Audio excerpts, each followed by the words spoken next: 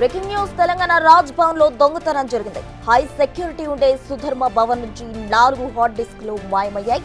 First floor లోని room నుంచి hard డిస్క్లు ఎత్తుకెళ్లాడు. Helmet తో కంప్యూటర్ రూమ్ లోకి చొరబడినట్టు సీసీటీవీ ఫుటేజ్ లో గుర్తించిన సిబ్బంది వెంటనే పోలీసులకు సమాచారం ఇచ్చారు. ఈ నెల 14న రాత్రి చోరీ జరిగినట్టు నిర్ధారించారు. చోరీ చేసిన నిందితుడిని పంచగుట్ట పోలీసులు అరెస్ట్ చేశారు. రాజ్ భవన్ లో అవుట్ సోర్సింగ్ ఉద్యోగం చేస్తున్న వ్యక్తి ఈ చోరీకి పాల్పడ్డాడు.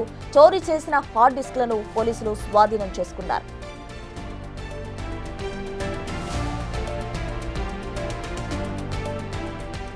రాజ్ భవన్ లో చోరీకి సంబంధించి పూర్తి డీటెయిల్స్ మా ప్రతినిధి సురేష్ అందిస్తారు. సురేష్, తెలంగాణ రాజ్ భవన్ లో ఈ నెల 14న చోరీ జరిగింది. దీనికి సంబంధించి రాజ్ భవన్ కు సంబంధించిన సిబ్బంది పంజగుట్ట పోలీసులకు ఫిర్యాదు చేశారు. పోలీసులు కేసు నమోదు చేసుకొని దర్యాప్తు చేయగా అందులో పనిచేసే అవుట్ సోర్సింగ్ ఉద్యోగి ఈ చోరీకి పాల్పడ్డట్టు గుర్తించడం జరిగింది. అతన్ని అరెస్ట్ చేసి రిమాండ్ కూడా తరలించారు. అతను చోరీ చేసినటువంటి ఆ 4 హార్డ్ డిస్క్లను కూడా స్వాధీనం చేసుకున్నారు. అయితే అవుట్ సోర్సింగ్ గా పనిచేసే ఉద్యోగి కొన్ని కాంట్రాక్ట్ కు సంబంధించిన పనులు చేయడంతో అందులో అవకతవకలకు పాల్పడ్డట్టు ఆయన అనుమానించి దాన్ని బయటపడతాయని చెప్పేసి వాటి హార్డ్ డిస్కులు ఏవైతే బిల్లులకు సంబంధించి అందులో ఉన్నటువంటి కొన్ని విషయాలకు సంబంధించిన మ్యాటర్ బయటకు వస్తుందనే అనుమానంతోనే ఆ హార్డ్ డిస్క్లను చోరీ చేసినట్టుగా పోలీసులు గుర్తించడం జరిగింది. ప్రస్తుతం కేసు నమోదు చేశారు కాబట్టి దర్యాప్తు చేస్తున్నారు. ఇంకా ఈ చోరీ వెనకాల ఏమైనా కుట్ర ఉందనే దానిపై కూడా పోలీసులు ఆరా తీస్తున్నట్టు తెలుస్తుంది. అయితే నిత్యం హై సెక్యూరిటీ జోన్ లో రాజ్ భవన్ ఉంటుంది. లోపలికి